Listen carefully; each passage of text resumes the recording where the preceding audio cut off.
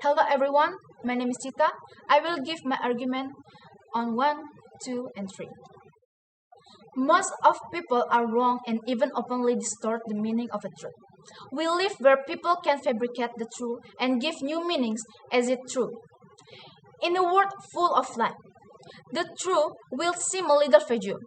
Education was created not to be a time for people who are mature and conscious. Education is not created for people who have found meaning in their own life. Education is created especially for those who have not found the meaning of life, has not yet discovered talent and potential within himself, and therefore he needs adult guidance. People who fall into this category are. I want to present my argument, but first I want to respond some of the government statements. First, the government has never defined to whom education is intended for. Apparently, the government team want to obscure the fact that education was aimed at children that cannot make their own decisions independently. Because they are immature, it means that their decision is not stable yet, and then over a time, their choice will change.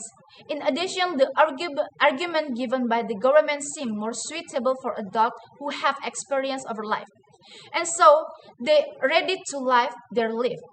Second, the government team seems to oversimplify the meaning of parenting.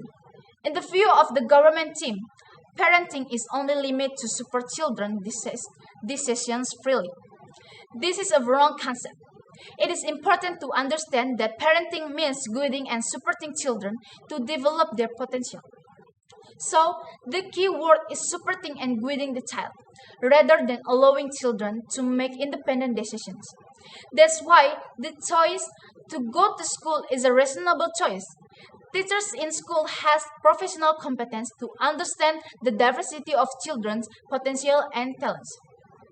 Thus, they can prepare a curriculum that is in accordance with the child passion. Third, I think the government team overgeneralizes school activists as theoretical activists. It is an old paradigm in the education. The modern educational paradigm instead focuses on the learning experience of a child. The new educational paradigm actually respects the talents and potential of each child, meaning they respect on diversity of everyone's path. Thus, in the context of the new paradigm, learning is understood as a process of finding meaning in the life in various environments. Meaningful life is personal. Therefore, learning is also a personal process. That's why there is a concept of differentiation of what I mean here is differentiation approach in teaching learning process. Thus, the government reasoning about the definition of happiness and success for child unacceptable.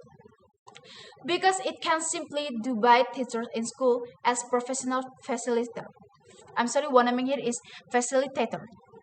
Fourth, the government team seems to be stuck in the perspective of capitalism. Education was not created in order to serve capitalism and the job market. Our education, especially in Indonesia, is aimed to enlighten people. So the function is enlightenment, not to serve job market. This means that we develop children's potential to have creativity in choosing and determining a meaningful life for themselves. Narrowing the meaning of education only to serve job market is dangerous and inappropriate perspective. It could lead children to happiness and meaningful life. Education is more than that. Education should lead children to be able to solve their own problem. That's why this reason also cannot be acceptable. Fifth, we find so many contradictions in government statements. On the one hand, the government encourages parents to prioritize education, but on the other hand, they try to take control over their children by make a decision over their children to improve their talent to be able to compete in the job market. It is not right, even on the reason that they are not yet adults. It better to them educate first. They could understand and could make and independent decision, and also understand the consequence. It is the importance of the education. As an opposition team, we want to encourage parents to be prioritize formal school for their children to develop their talent and serve their path. We have several reasons as follows. First, children who are immature and have not been able to make their own decisions should be guided by people who have professionals recalled in their field. It will be very useful for children because they are handled by the right people at the school. So we encourage parents to prioritize school. And through school, children's passion is developed. Only by developing children's talent according to their own desires, they can find the meaning of life. In turn, they can achieve happiness in life. Happiness is equal to success, and that is aim of education.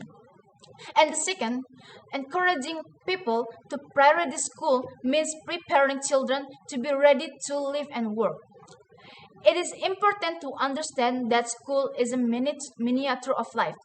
As a miniature of life, the school is a representation of a life simulation. Because it is very justified and acceptable to prepare children properly before entering the job market. There is a lot of evidence that people who have work do not find happiness in their life. They lose the meaning of life. They only understand work or job only to earn money and improve the economy. It must be understood more fundamentally. Work is a case of self-existence. It can only be felt by people who are aware and able to reflect their life.